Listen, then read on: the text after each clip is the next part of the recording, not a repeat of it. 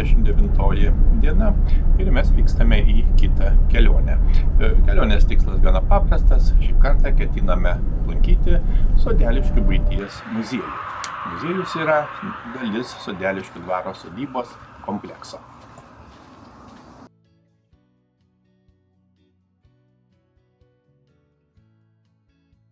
Taip, šiandien šeštadienis, 29 kovo pabaiga. Na ir iš esmės baigėsi pavasario pirmas mėnuo. Na ir esame Sodeliškių dvaro sodyboj, būtent buities muziejuje. Ir čia yra net 7 pastatų kompleksas, taip pat 20 amžiaus pradžios lietuviška sodyba. Na ir dar kas įdomu, praktiškai ko gero vienintelis Lietuvoje veikiantis vėjo malūnas su įvairiomis taip pat edukacinėmis programomis, galima apžiūrėti, laikas neribojamas, iš tikrųjų labai įdomu. Na, o taip pat įvairiuose klėtise, kluonuose pilna įvairiausios technikos, senovinės technikos, įrankių, instrumentų. Žiūrėti ir žiūrėti ir žiūrėti. Ir aišku, prisiminti mūsų paveldą, mūsų tautos istoriją. Taip pat be abejo čia yra ir viešbutis, galima atvykti, apsigyventi, pabūti, gamta tiesiog fantastiška. Na ir apskritai kitoje kelio pusėje taip pat yra gyvūnai, tai yra muflonai, danieliai, alpakos. Galima taip pat apžiūrėti, labai graži, puikiai aplinka. Iš tikrųjų, fantastiškas, nuostabus muziejus, kurį net neabejotinai tikrai verta aplankyti.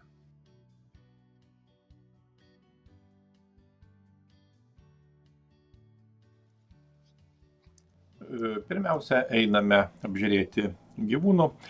Kaip matome, puikiai sutvarkyta teritorija, išties graži aplinka. Na, o viršuje ant kalvos yra įrengta uždara pavėsinė. Tikrai galima pasimėgauti nepamirštamais įspūdžiais. Kaip jau minėjome, čia yra ir gyvūnų ūkis, būtent dvaro teritorijoje auginami elniai, danieliai, muflonai ir alpakos, kurias galima stebėti ir netgi paglostyti.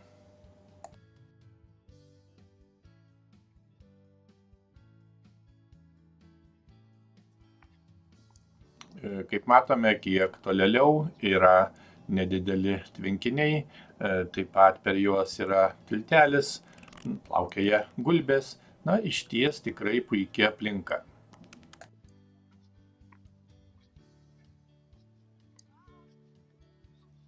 Pravartu prisiminti vieną iš legendų, būtent legendą apie paslėptą lobį. Yra pasakojama, jog vieno iš dvaro savininkų turtai buvo paslėpti dvaro teritorijoje. Na ir lobio ieškotojai iki šiol vis dar suka galvas, kur jis galėtų būti paslėptas. Galbūt po senaisiais dvaro pastatais, o galbūt kažkur aplinkiniuose miškuose, niekas tiksliai nežino. Matome tikrai draugišką gulbę, ji čia ramiausiai plaukioja šitam vandens telkinyje ir labai nori pabendrauti. Na, išties tikras ramus kaimo kraštovaizdis su senaisiais medžiais, tradicinėmis sodybomis. Tikrai įdomu pasivaikščioti ir pabūti tokioje aplinkoje.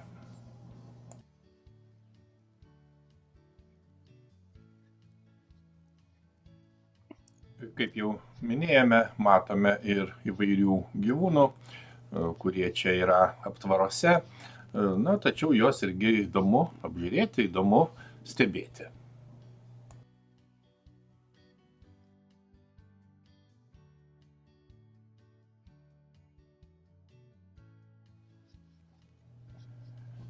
Kaip matėme, muziejaus teritorijoje yra įrengtas elnynas, kuriame iš arti galima stebėti gyvūnus. Na, taip pat šalia yra aptvaras su muflonais ir danieliais. Na, šiek tiek tolėliau yra alpakų ūkis. Tada nieko nelaukia, einame į muziejų, įsigijame lankytojo bilietus ir keliaujame apžiūrėti visko, ką tik spėsime pamatyti. Pirmiausia, užsukame į klėtį, apžiūrime klėtį. Na, jau iškart galima nuspėti, kad čia gausu įvairių įdomių dalykų.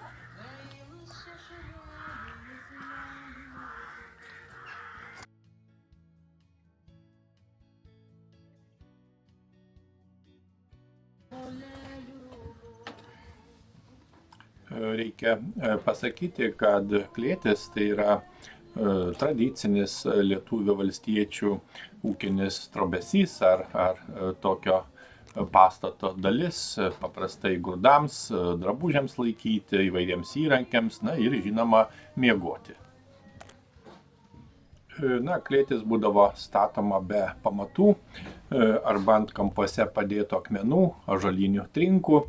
Dauguma klėčių turi 1-2 metrų pločio prieklėtį, jos stogas dažnai paremtas stulpeliais arba kolonomis, o klėties durys dažniausiai žemos apie 1,4 metro aukščio.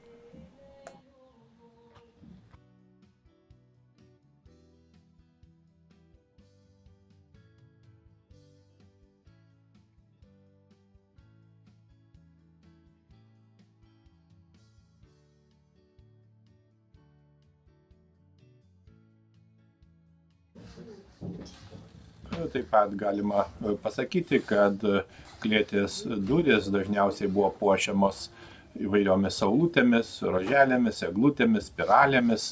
Langeliai būdavo daromi nedideli, dažniausiai trikampiai, kvadratiniai arba rombiniai.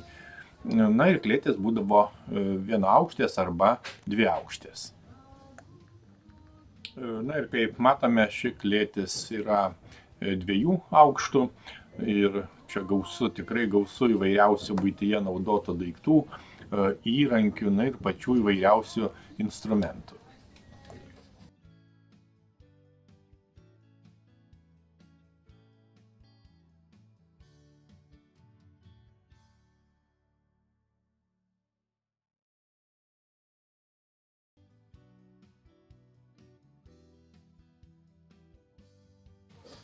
Kitas sodybos pastatas yra kalvė, taip pat užeiname. Kalvė tai dirbtuvė, kurioje atlikdavo įvairius svarbius darbus. Kaip žinia, tradicinėje kalvėje visi darbai buvo atliekami su rankiniais įrankiais dažniausiai, tai įvairių dydžių žnyplės sugriebti, pavyzdžiui, kaitintai geležiai, replės vinims įtraukti, kūjai, plaktukai, kaltai. Ir kalvio dirbtuvėje stovėjo pailgos 4-sienės krosnies pavidalo žaizdras, o šalia priekalas arba vadinamoji kalvio plyta.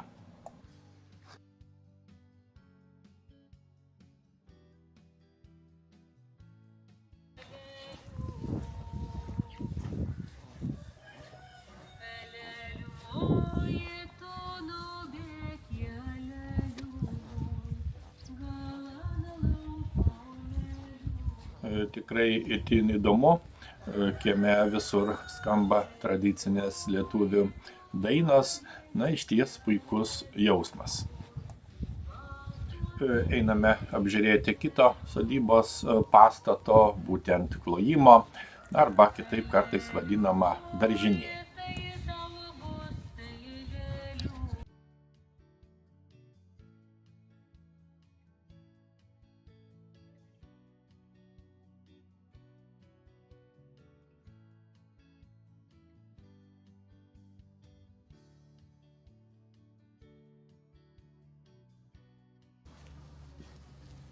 Apžiūrime daržinę. Galima pasakyti, kad įprasta daržinė sudaro paprastai viena patalpa su viena anga į ją patekti. Kartais pakraigėje būdavo įrengiama dar viena anga. Dvaro daržinės būdavo kur kas didesnės su šalinėmis, o 18-19 amžiuje daržinės būdavo neretai jungiamos su kluonu arba tvartu. Kaip matome, čia taip pat gausu pačių įvairiausių žemės ūkio padargų, priemonių, įvairūs vežimai, javų tvarkymo arba kūlimo, žinoma, valymo priemonės, visko išties labai gausu.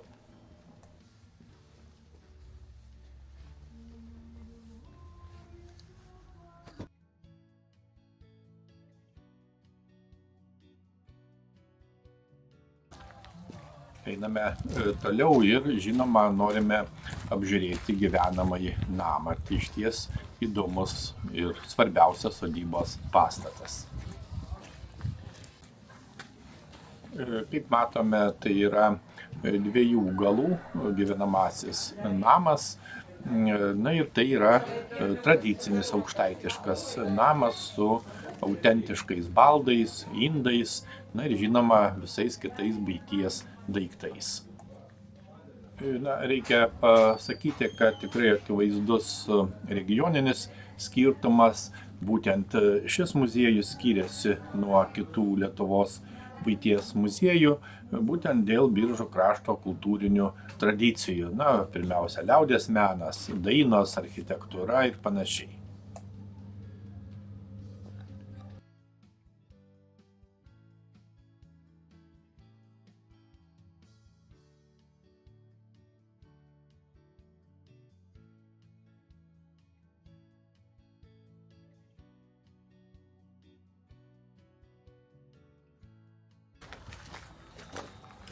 Na, trumpai apžiūrėjome gyvenamąjį namą. Tiesa, antros namo dalies nepavyko apžiūrėti, nes kaip tik tuo metu vyko edukacinė programa duonos kepimas. Taigi einame toliau ir pabandysime apžiūrėti dar vieną įdomų objektą, būtent vėjo malūną.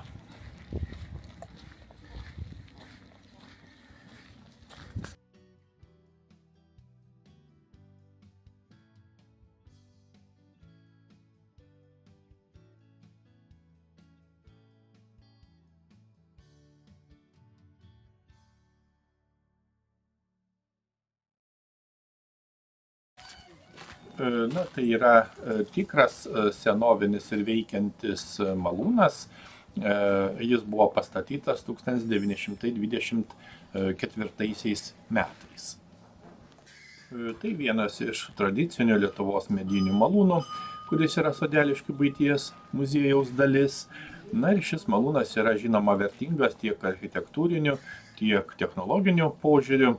Atspindi 19-20 amžiaus pradžios žemės ūkio technologijas Šiaurės Lietuvos kaimuose.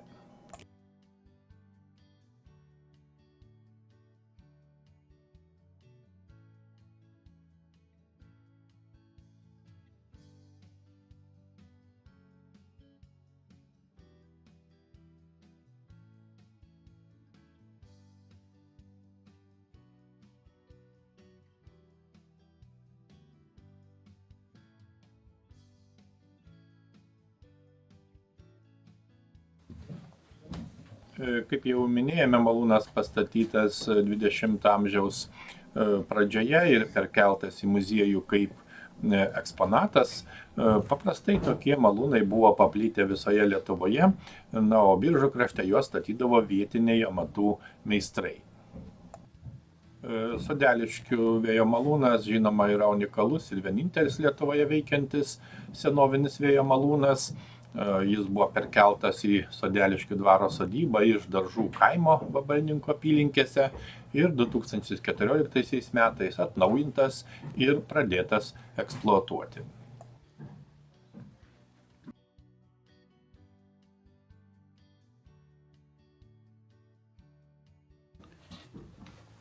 Kaip matėme, malūnas turi aukštą pamatą ir 3 vadinamus kuolokus, arba kitaip sakytume malimo mechanizmus, kai dauguma, pavyzdžiui, kitų malūnų turi tik 2. Na ir šis malūnas ne tik išlaiko istorinį paveldą, bet ir suteikia lankytojams unikalią galimybę pamatyti senovinius technologinius sprendimus, kurie vis dar veikia.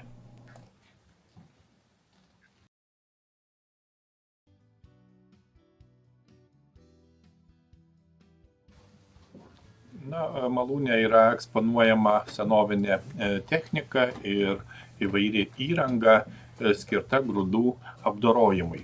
Galima stebėti, kaip grūdai malami senoviniais būdais. Na, reikia pasakyti, kad iki 20-ojo amžiaus vidurio Lietuvos kraštovaizdį apskritai daugelėje vietovių išties gražiai puošia senieji vėjo malūnai. Jie paprastai turėjo plačius sparnus, pagyvindavo monotoniškas lygumas, ir jų tikrai įdomios konstrukcijos sparnai, apeigos tilteliai darydavo išties romantinį įspūdį. Ir galima pasakyti, kad vėjo malūnai nesislėpdavo kaip, pavyzdžiui, vandens malūnai kažkur slėniuose ar pašlaitėse, jie iš esmės užvaldydavo erdvę.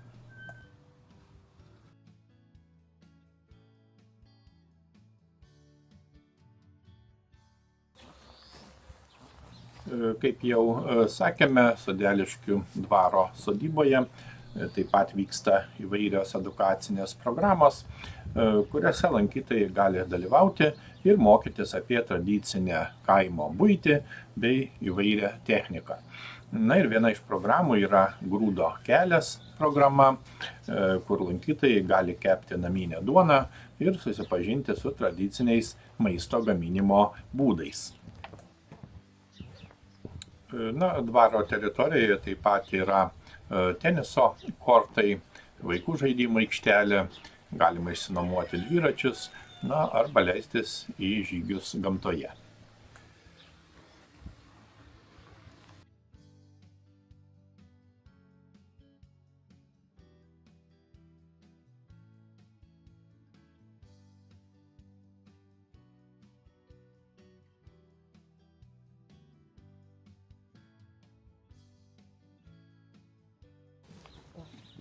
Verta taip pat paminėti, kad Sodeliškių dvaro sodybos istorija siekia 16 amžių, kuomet čia stovėjo medinis dvaras. Vėliau dvaras buvo rekonstruotas keletą kartų, o dabartinis jo vaizdas susiformavo XIX amžiuje.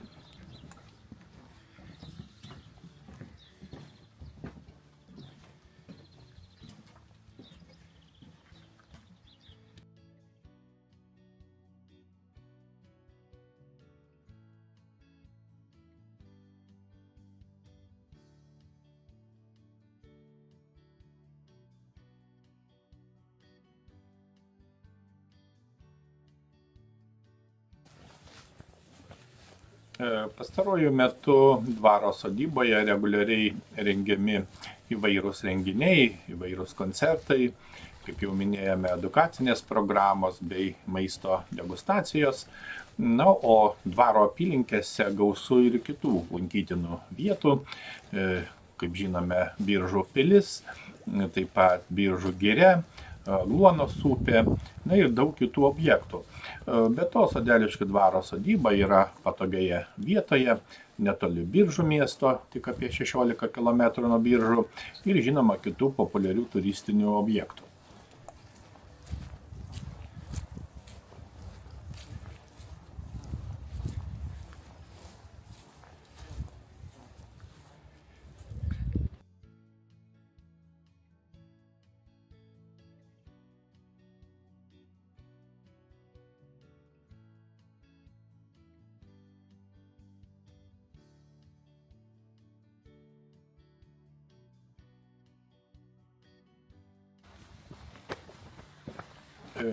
Kaip jau minėjome, dvaro sodyboje yra viešbutis, taip pat spa zona, galima apsistoti ir puikiai praleisti laiką. Taip pat reiktų paminėti, kad sodyboje yra senovinis svirtinis šulinys, tai išties įdomus įrengimas, ir galima sužinoti, kaip senovės žmonės gaudavo vandenį.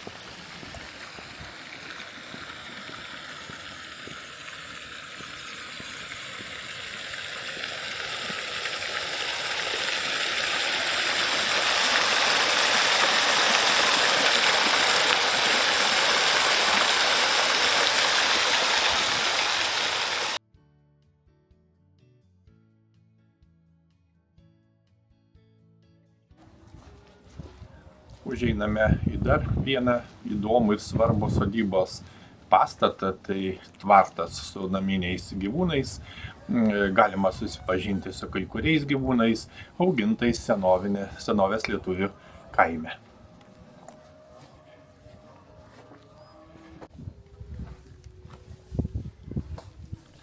Na ir kągi mes čia pamatysime, tikrai įdomu. Na ir kaip matome, tikrai smalsūs gyvūnai. Labai nori pabendrauti su lankytojais.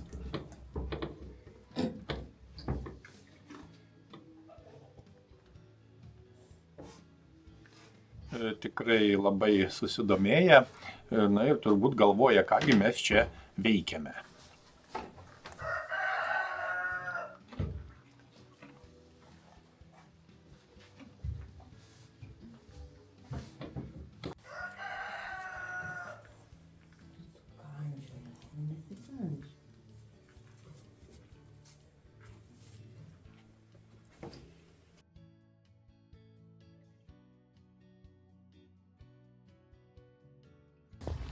Na ir mūsų apžvalgos pabaigoje užeiname į dar vieną itin nedidelį, kaip matome, pastatą. Tai pirtis, kitaip sakytume, tradicinė pirtis, kurioje be to verdamas autentiškas biržietiškas alus, turintis tautinio paveldo sertifikatą. Alus degustuojamas, galima atlikti degustacijas. Na ir ypač populiarus yra naminis vadinamas kalvio alus, kuris yra nefiltruotas, nepasterizuotas ir negazuotas. Šis alus gaminamas pagal senovės tradicijas ir suteikia galimybę susipažinti su Biržų krašto alaus gaminimo istorija.